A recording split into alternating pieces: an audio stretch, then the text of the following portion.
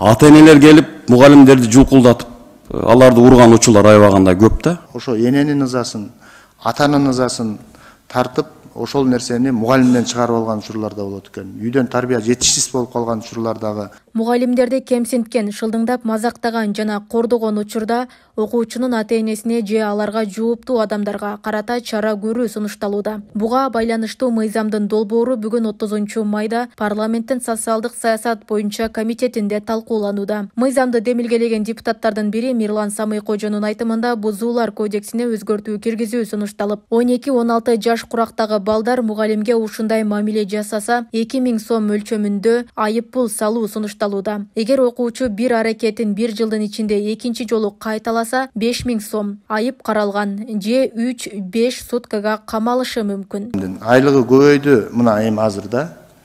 Берсин билим дегенге өтө баштадык да, бардык нерсе эки тараптуу болуш керек. Менин оюмча.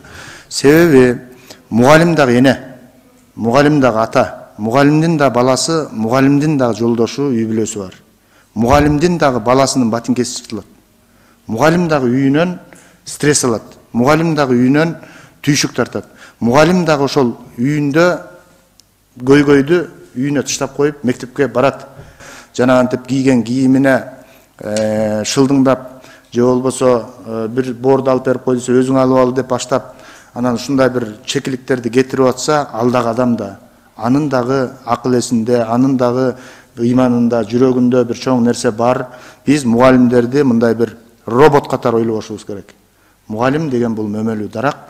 Комитет мүчөлөрүнүн дээрлик бардыгы бул демилгени колдоду. Депутат Рыспек Атажанов коомдук тартипти бузган балдар колунда бар бүлөөнүн балдары экенин айтып, айып пулдун суммасын көбөйтүүнү сунуштады. Самыйкожо айрым үй бүлөөгө 2000 сом чоң акча экенин, тартип бузгандардын көбү эле балдар бүлөөдөн чыкпаганын, ата-эне мээримин көрбөгөндөр ызаасын мугалимдерден чыгарып жатканын белгиледи. Боюнча бул азыраак болуп калбайбы?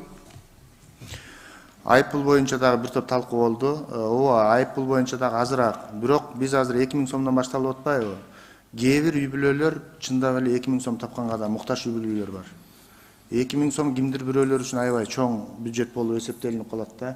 Ошол жагын дагы эске алдык. Жолу кайталана турган болсо 5000 сомго чейин айыппул болуп, 3 суткадан 5 суткага чейин камак алуу чарасы көрүлүп атпайбы? Ошого келгенде адам чөнтөгүнөн 5 сом берсе дагы ошол жоопкерчилик менен берет да. Анан 2000 сом ушул талкуулардын негизинде, могу сунуштардын негизинде анан ушул баага токтодук. Болгон үй бүлөнүн балдары эмес да, мындай коомдо көрүп атабыз да. Бүт эле бак колунда бар байлардын, коммерсанттардын балдары болуп атат да. Ошого дагы бир карап көрсөңүздөр, штрафты көбүрөөк кылгангачы. Анан бул мыйзамды колдойбуз, сөзсүз. Анан жанагындай ата-эненин жоопкерчилиги болуш керек да, мугалим билим бериш керек да, сабак өтүп. Анан тарбия бербейт да мугалим. Ата-эне тарбия берип, баланы жакшы жолго салыш керек. Бул ата-эненин мээримине муктаж болуп калган балдар да бар экен. Алар ошо эненин ызасын, атанын ызасын тартып, ошол нерсени мугалимден чыгарып алган учурлар да болот экен. Үйдөн тарбия жетишсиз болуп калган учурлардагы балдар барып, ошол мектепте мугалим менен араздашканга келген учурлар дагы болот экен да. Анан ошолордун баарын эске алып ушул нерсе каралды. Мугалимдерге бир өзүнүн положениясына ылайык окуучу окуй турган мектептерди курушубуз керек да, ошол жагында карап кетишибиз керек да параллельно.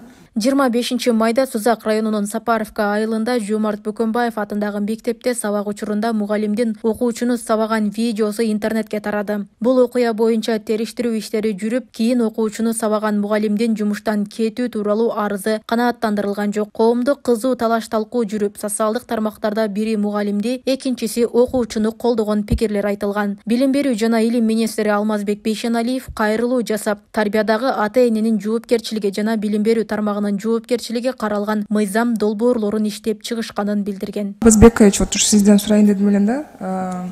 Өзү негизи ошо мугалим азыр айтып атпайсызбы, акыркы күндөрү ошо мугалимге аябай көп нагрузка келип атат, жанакындай кысымдар болуп атат деп.